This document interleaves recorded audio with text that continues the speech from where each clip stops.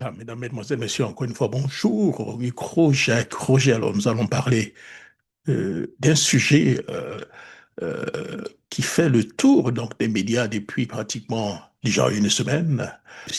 De quoi s'agit-il? C'est donc toujours le PDCI-LDA et ses fameux saboteurs.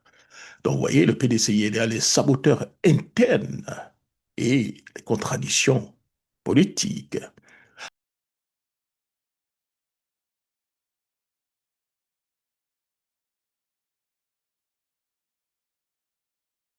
des, des semaines que j'engage donc le débat par rapport à l'attitude parfois incompréhensible donc de certains cadres donc du PDCI-LDA qui semblent tirer donc à boulet rouge sur leur propre leader ou bien leur propre parti ou bien exposent leur parti à la vindicte populaire. Alors certaines personnes pensent que j'ai été très dur envers donc les cadres donc du PDCI-LDA, mais écoutons d'abord cette analyse de quelqu'un que j'aime très bien, un intellectuel pur, le professeur Dion. Et ensuite, je reviendrai donc dans le commentaire. Est-ce que le PDCI veut revenir au pouvoir? Tout parti C'est politique. ça qui est la vraie question. Mais je crois que la réponse, elle est connue. La réponse semble évidente, mais les comportements que vous êtes en train de décrire ici ne donnent pas l'impression que ce parti veut venir au pouvoir. Seulement le PDCI ou tous les partis en place? Je cible le PDCI. D'accord. Pourquoi? Parce que le vieux Bédier vient de partir. Il a dirigé le PDCI pendant combien d'années? Quand un homme dirige un parti pendant de longues années, le danger, c'est que ce qu'il laisse à son successeur, quel qu'il soit, j'appelle ça une tunique de Nessus, c'est-à-dire un cadeau empoisonné. Puisque les frustrations qu'il a gérées, qu'il a contenues pendant 30 ans, pendant 25 ans, quand vous arrivez, c'est vous qui devez gérer tout ça. Et c'est ce qui arrive à Tidiane Thiam. Il faut qu'il gère tout ce passif. Il faut qu'il gère tous ceux qui, autour de Bédier, ont pensé que ça allait être leur tour quand Bédier s'en irait. Il faut qu'il gère toutes ces ambitions qui se déclarent à gauche et à droite. De sorte que les partis dont on ne parle pas encore, quand on regarde bien, tôt ou tard, feront face à ce même problème. À partir de ce moment-là, vous avez deux options. La première option pour le PDCI, s'ils continuent de faire ce qu'ils font, ils s'en vont vers un PDCI musée d'Oufoué, où tous ces militants seront des guides touristiques et ils vont dire aux Ivoiriens qui vont venir au PDCI, « Ah, voici le PDCI dans sa gloire passée ». Première option, muséification. Deuxième option, réinvention. Si le PDCI veut se réinventer, il faut qu'il sorte de la nostalgie.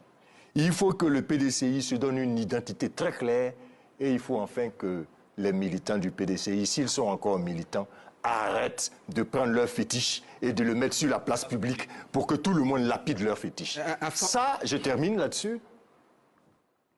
Même si le RDR est né du PDCI, le RDR, je ne parle pas du RHDP, le RDR doit inspirer le PDCI parce qu'il est là, dans les moments difficiles, d'Alassane Ouattara, et les Henri Diabaté, et les Kandia Kamara, et les Adama Diawara, et même les Touré, Mamadou, qui sont plus jeunes, sont restés tranquilles derrière leur leader. Nous sommes en période de Pâques, il n'y a pas de mystère glorieux s'il n'y a pas de mystère douloureux. Qu'ils acceptent de mener le combat s'ils veulent revenir au pouvoir et qu'ils soient le bouclier de leur leader au lieu d'être les premiers à exposer leur leader tout le temps. J'ai terminé simplement avec cette idée.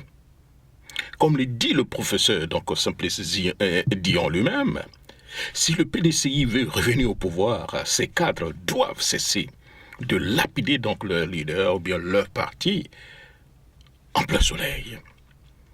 Et pour moi, je dirais, cher ami, bissez, bissez, bissez, bissez, oui, bissez, bissez, bissez.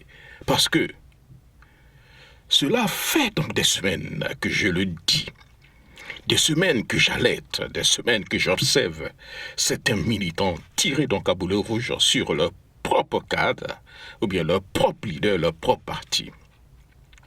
Mais allons-y donc doucement. Réfléchissons, cher ami.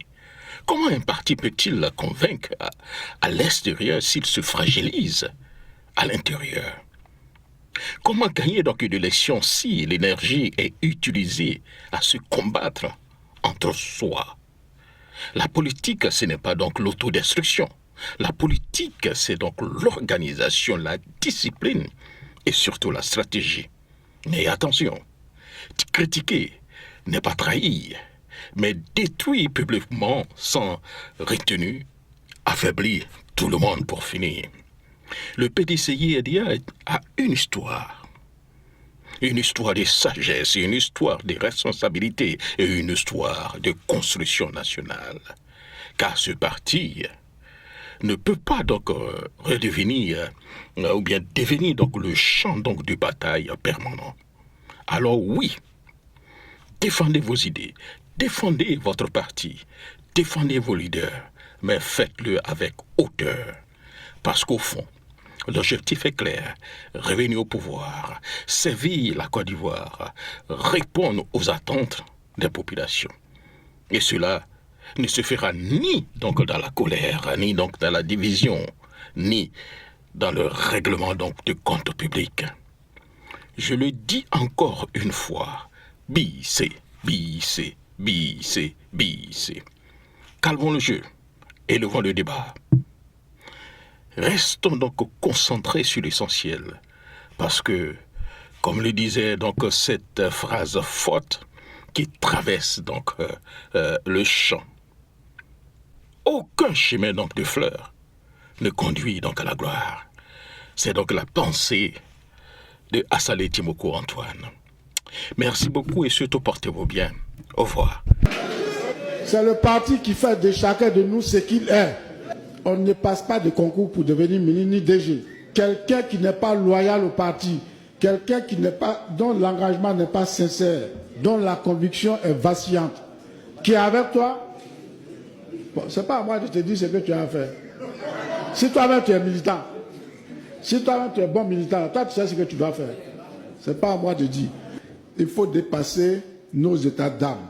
Il faut dépasser les frustrations, vraies ou fausses, faites ou réelles.